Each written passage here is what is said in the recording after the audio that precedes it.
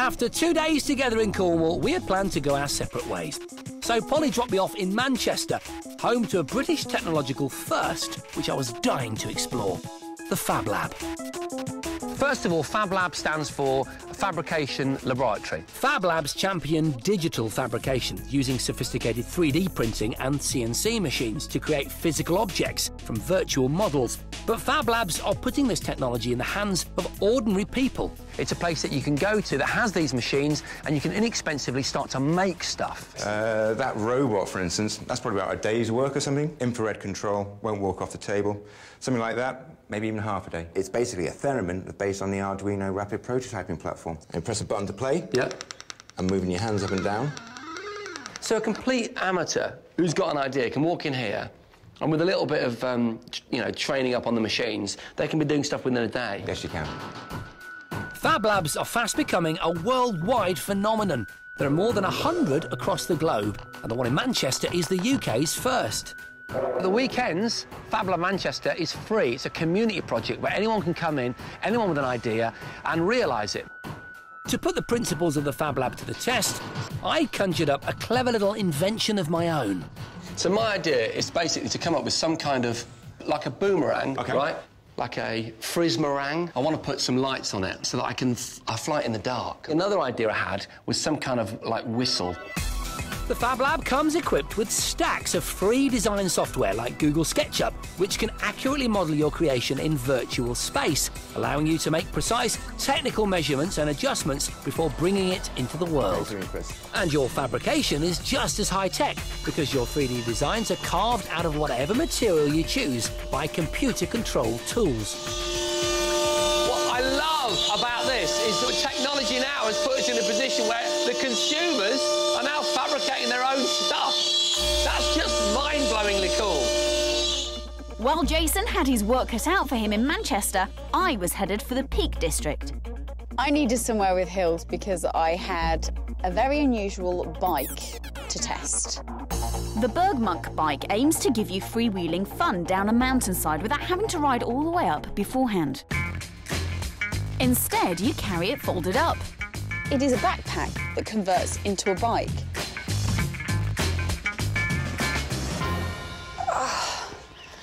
Right, let's get this bike up and running. First of all, you take the handlebars out.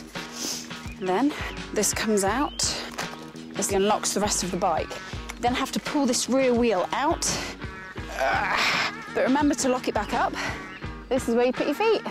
It is meant for going down different terrain, downhill, which is why you don't have any pedals, and why it's set up with great suspension and disc brakes, because that's its whole purpose and intention. And for that purpose and intention, it's brilliant. Whoa! 80 mil of travel. The disc brakes are fantastic. Uber responsive. Oh, yeah, this is proper off-roading terrain. Come on, bike. Get a bit of speed up. When you're standing up, it's very similar to mountain biking, but the kneeling down thing, I didn't quite get that used to at first. Oh, I'm going to try kneeling down. It's actually not too bad. Oh, unless you're going over bumps. The fact that I'd actually put the bike together, that never entered my head. It should have really, shouldn't it? I'm lucky, aren't I, really? I could have died. Hi, sheep. Can someone wheel it up for me? While Polly was out and about getting bugs stuck in her teeth, I too was racing along, metaphorically. Look at that. That's incredible. In an hour and a half, look, this beautifully milled flying device is in my hand. Next up, the whistles. Where we designed the whistle, and we're going to print that in ABS plastic on a 3D printer. OK, if you want to put the tray in. Yeah, OK. Just in there. Close the door, and now it should be building. What it does is it extrudes from the nozzle a very thin bead of the ABS plastic. It's about 1/4 millimetre thick. Amazing, and it just builds it up until you end up with the whistle from a boomerang. That's right. This whole 3D printing thing is mind-boggling. Let me show you what I'm talking about. There's a caster with a mounting and the screw holes. You fit that to the bottom of something. The wheels move, it spins around. That whole object wasn't printed as separates that are then assembled. It was printed as one object. Literally, where the technology in that building is going is that you will print out the skateboard for your son or daughter on Christmas Eve, and you'll give it to him on Christmas morning. While the whistles were printing, we worked on the Frismerang's central electronics. Now I've soldered the battery, the chip, and the LEDs into place. If I whack it into our module, That's right. and that's going to go in the centre there. Exactly that. There's our 3D printed whistle. You do it.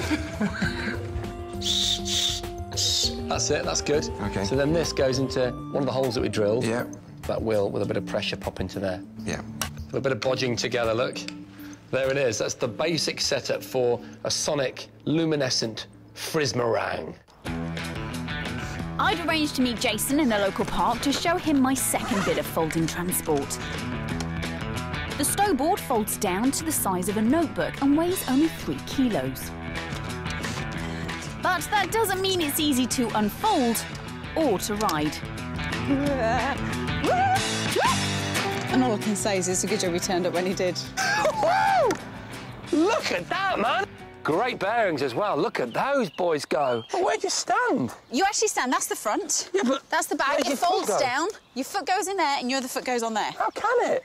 The position that you put your foot in at the front takes you out of that classic two-footed stance. That's the stance for skateboarding, for surfing. The fundamental position, regular or goofy, for loads of board sports. You So, regular or goofy? I'm regular.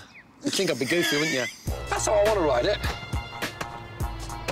Oh. So they've made it foldable, but at the same point of making it niche, they've compromised the riding ability. I just don't feel safe on it. I mean, it's dead cool, it looks great, but I don't feel that balanced, you know? When you turn like this, you can bend your knees, you can move forward, you can move back, right? When your foot's in that position, you can't, and you're unstable. balance, You see? yeah. That's the issue with it. However, I will say you did get to grips with it, which Well, was that's cool. very kind of you. No, not really. Well, I've got another gadget. So, you know, I went to visit a Fab Lab. Yeah, how was it? Britain's first. Don't look at that. Don't look. Bit's falling off it. Go with it. It'll be all right. Well, I spent all day making something. The Frismerang. Check it. The Frismerang. How to describe that thing? Awesome, incredible, unbelievable, worked perfectly. That's it, Paul. Go for it. And- Like a chopper. Well, you missed the tree. Yeah! If you've got a tulip problem in your garden, you need the Frismerang. Yeah.